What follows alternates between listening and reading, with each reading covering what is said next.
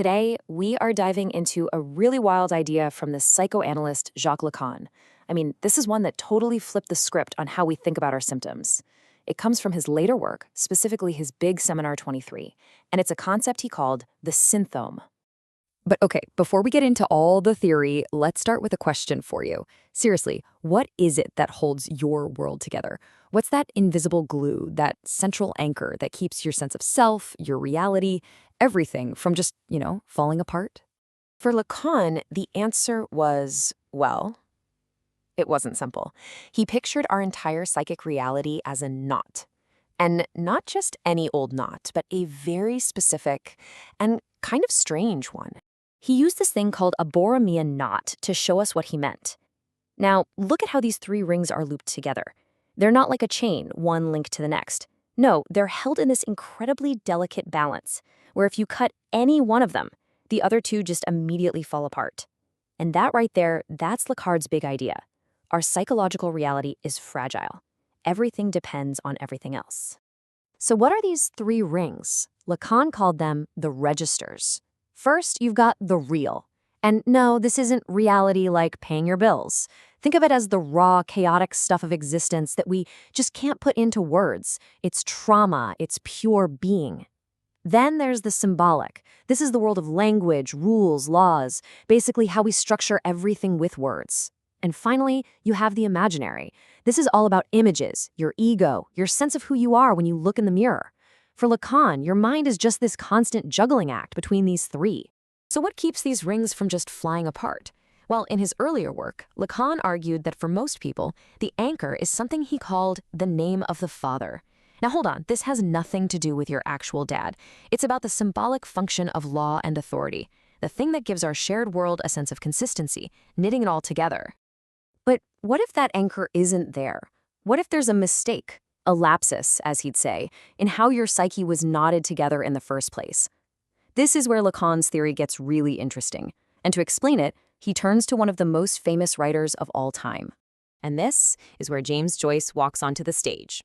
Lacan became kind of obsessed with Joyce. He saw him as this perfect clinical case study that just happened to exist outside his office. Lacan argued that Joyce's father was, and this is a quote, radically deficient. He even used the French word carent, which means lacking or unworthy. Basically, he failed to provide that crucial symbolic anchor, which left Joyce's psychic knot totally unstable. Okay, so you can see the difference right here. On the left, you've got the standard knot. See how the three rings are independent, all held together by that central anchor? But look at what Lacan called Joyce's nodal error on the right. Something's gone wrong. The symbolic and the real are kind of melted together. And because of that weird connection, the third ring, the imaginary, Joyce's very sense of self, has nothing holding it in place. It's just left to slip away. And Lacan found this startling, almost chilling piece of evidence in Joyce's own life. He points to this memory Joyce had of being beaten as a kid, where Joyce said he felt his own body drop away from him, like fruit peel. For Lacan, this wasn't just some poetic metaphor. Nope.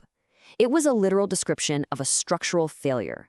His imaginary register was actually coming undone. So you have to ask, right? If Joyce's psyche was so fundamentally unstable, how did he avoid a total psychotic break? Well, Lacan's answer is the real heart of this whole theory.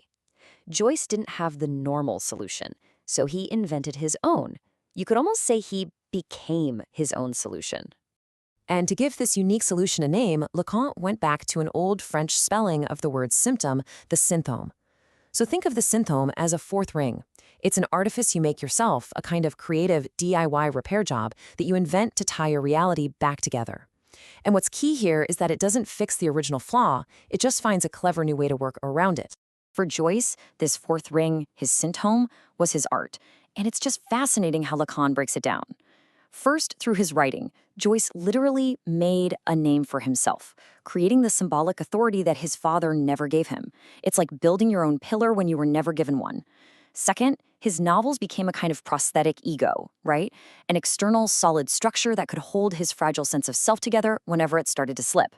And finally, and this is wild, he started treating language not just as a way to make meaning, but as a physical machine that he could use to literally wedge his psychological reality into place. And this part is so important to get. For Joyce, writing wasn't just a hobby or even therapy. It was a structural necessity. It was the fourth ring of his Borromean knot. It was the absolute only thing stopping his entire subjective universe from collapsing. For him, it was basically life support. So, this deep dive into Joyce, it wasn't just about one writer. It actually led Lacan to completely rethink the entire goal of psychoanalysis. The whole point was no longer about getting rid of your symptom, but learning how to, well, use it. And this was a huge shift. I mean, think about it. The old way of thinking was all about interpreting a symptom, right? You decode its hidden message so you could cure it and make it go away. But the new goal, inspired by the Sinthome, is to help someone identify with that unique knot that holds them together, their own special way of organizing reality, and to learn how to embrace it. So yeah, the whole game changes. The therapeutic goal becomes transformation. You don't get rid of that core knot that makes you you.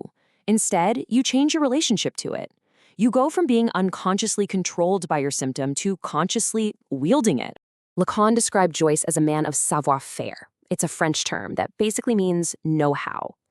And that really is the goal of the analysis. It's about developing a practical skill, a know-how for living with your own fundamental symptom.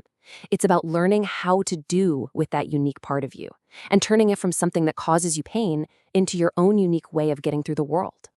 Which, brings us right back to that first question, but with a whole new twist.